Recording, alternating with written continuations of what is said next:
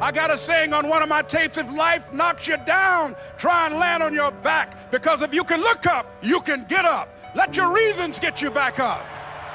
Nobody believes in you. You've lost again and again and again. The lights are cut off, but you're still looking at your dream, reviewing it every day and say to yourself, it's not over until I win.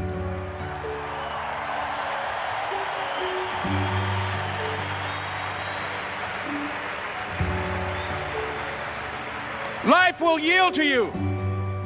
Now here's the next step. Repeat after me, please. It's possible. I can live my dream. It's necessary. I work on myself. Surround myself with winners. Become creative. It's me. I've got to make it happen. It's not over until I win.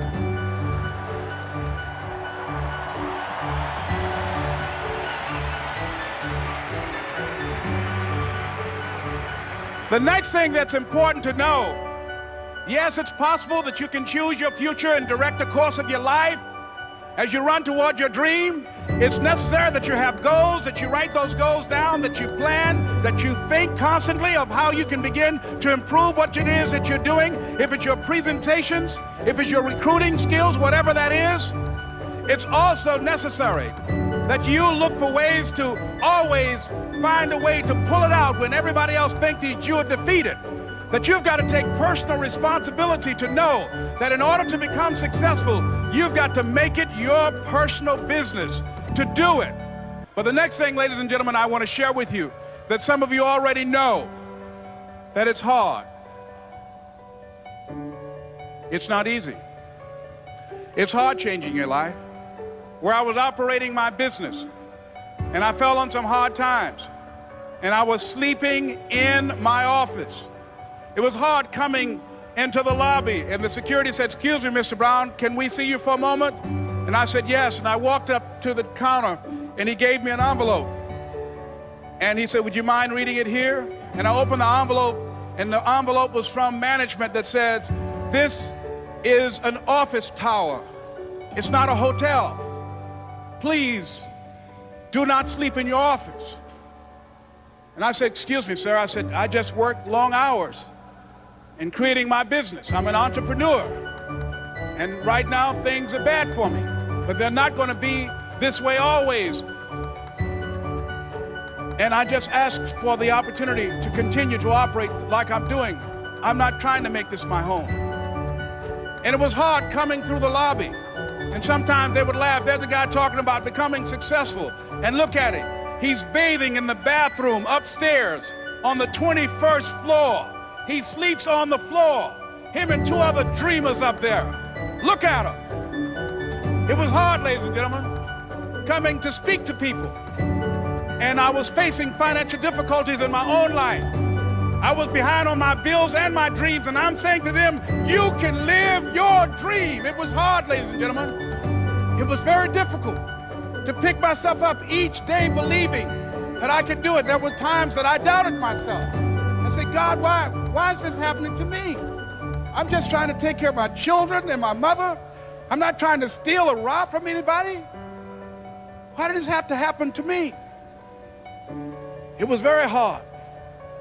And here's what I want to say to you. For those of you that have experienced some hardships, don't give up on your dream.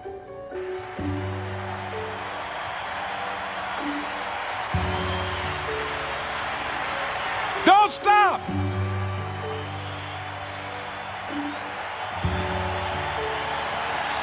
Don't stop.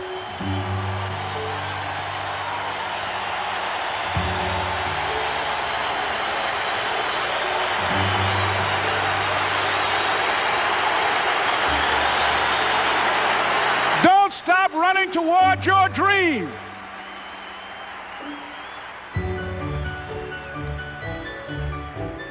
It's very important as you hold on to that dream. There are moments when you're going to doubt yourself. There are rough times are going to come, but they have not come to stay. They have come to pass. It's very important for you to know that. Don't say I'm having a bad day. Say I'm having a character building day.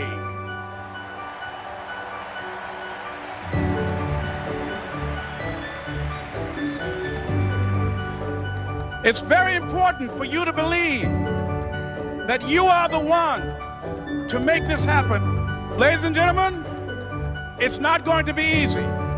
It was hard laying on the floor of the Penobscot building, looking out of the window, daydreaming, saying, Les, can you do this? Can you make this happen? I used to listen to tapes day in and day out about see you at the top, my great friend Zig. Don't let nobody steal your dream. I used to ask myself, can I do this?